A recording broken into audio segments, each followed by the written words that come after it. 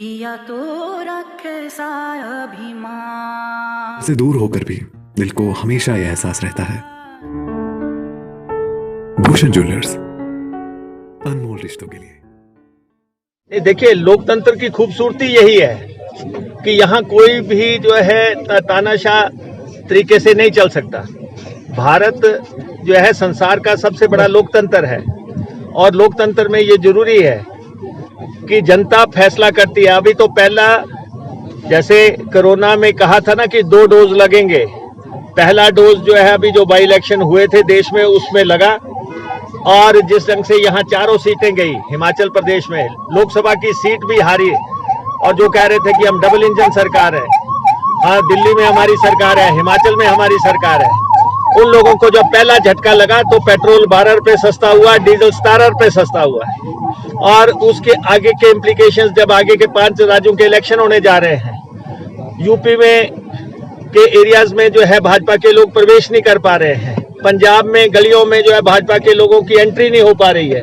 जब ये स्थिति देखी तो जो है सिर झुका दिया और सिर झुका दिया, शर्म के साथ झुकना चाहिए कि हमने किया क्या है। हिंदुस्तान की जब 1 साल तक आंदोलन चला है, लोग सड़कों पे रहे हैं और लोगों ने अपने प्रिय लोग खोए हैं और इसलिए जो है उन पे मुकदमे चलाए गए। किस ढंग से सारा वातावरण किसानों के खिलाफ खड़ा किया गया। आज कहा जा रहा है कि किसानों के लिए हमने ये किया, फलां किया। जब आपने 700 किसानों को मरने पे मजबूर कर दिया, जब आपने 1 साल तक किसानों को सड़कों पे सोने के लिए मजबूर कर दिया और ये आंदोलन जो है पूरे संसार में इसका सिग्नल गया है, पूरे भारत में नहीं पूरे संसार में इसका सिग्नल गया है। और किस ढंग से भारतीय जनता पार्टी की सरकार 7 साल के बाद इस तरह बैकफुट पे आई है कि क्लीन बोल्ड हो गई है। किसान ने अपनी ताकत दिखा दी और टूट गया अभिमान, जीत गया किसान। है भाजपा की जिस भी तरीके से कहें, भारतीय जनता पार्टी की आज बहुत शर्मनाक हार हुई है और उनको हथियार जो है किसानों के आगे डालने पड़े हैं। Will you take this issue, ये आने वाले वक्त में हिमाचल प्रदेश में भी जनता के बीच में इशू रहेगा क्या? इशू यहाँ जाके खत्म हो जाएगा? ऐसा कैसे रहेगा? ये तो एक इतिहास लिखा गया है। 1 साल तक जो आंदोलन चला हो इस देश में, 1 साल तक चला है और उसमें लोगों की जानें गई हैं और जो है जिस तरीके से किसान को रौंदने का प्रयास जो है हिंदुस्तान के इन हुक्मरानों ने किया, ये इशू इसी के साथ डाई डाउन नहीं होगा। ये भारतीय जनता पार्टी की केंद्र की सरकार को, प्रधानमंत्री को भी माफी मांगनी चाहिए और खास तौर पे हिमाचल प्रदेश की जयराम सरकार जो टूट तो चुकी है लेकिन रस्सी जल गई, बट नहीं गया। अभी तक भी जिस तरीके से जो है बातें हो रही हैं, हमने ये आपको कह दिया है 2022 में हिमाचल प्रदेश में कांग्रेस की सरकार बढ़ेगी।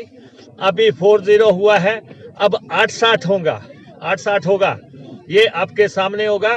और यहाँ पे जो है ये भारतीय जनता पार्टी की जो है हिमाचल प्रदेश में खास तौर पे ये डूबता हुआ जहाज है, इसमें छेद हो चुका है, इसमें से लोग छलांगे मारेंगे।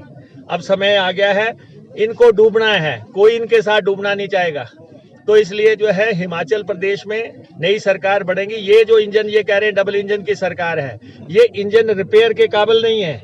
ये इंजन बदल के भी नहीं चलेगा। यहाँ नई गाड़ी की जरूरत है कि वो कांग्रेस पार्टी यहाँ हिमाचल प्रदेश में देगी। 2022 में कांग्रेस की सरकार बनेगी। बाकी जो मुख्यमंत्री कह रहे हैं कि चप्पे चप्पे पे कांग्रेस के मुख्यमंत्री घूम रहे हैं, तो उनको सिर्फ ये बता देना चाहते हैं कि आप तो कहते थे इनके पास नेता नहीं है, नीति नहीं है, कार्यक्रम नहीं है, तो आज आपको पता लग गया होगा कि जब आपकी शर्मनाक हार हुई। और दूसरा, अभी भी मौका है, किसान से माफी मांगो, कानून तो आपको वापस लेने ही पड़ेंगे।